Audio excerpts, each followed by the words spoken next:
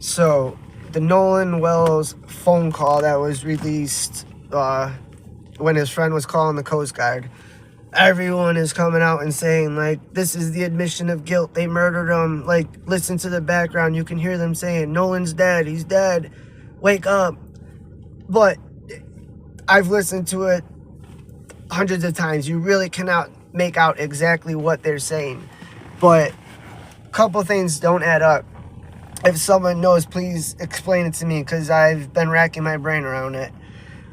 Number one, if Nolan was dead on the boat at that time, whether it was an accident or someone did something to him, why would they call the Coast Guard with the dead body on the boat?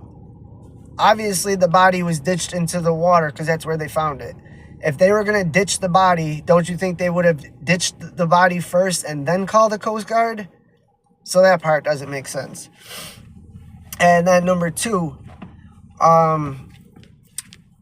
the phone call, whatever, was around, 3 to 4 o'clock, I believe.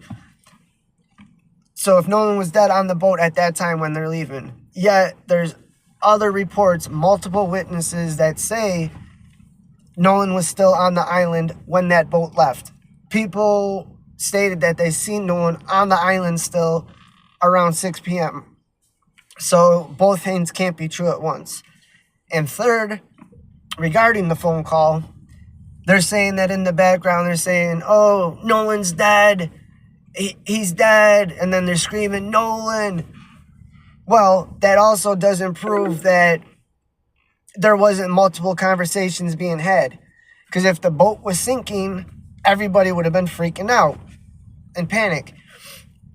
So who's not to say that some of the people on the boat were saying, like, oh my God, it's dead. Like, speaking about the motor of the boat. Anyone's going to panic if you're on a sinking boat.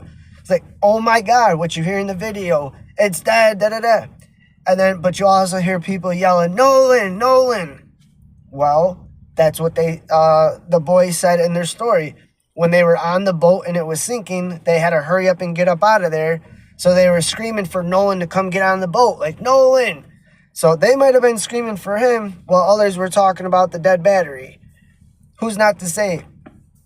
So there's a lot to this case that don't add up.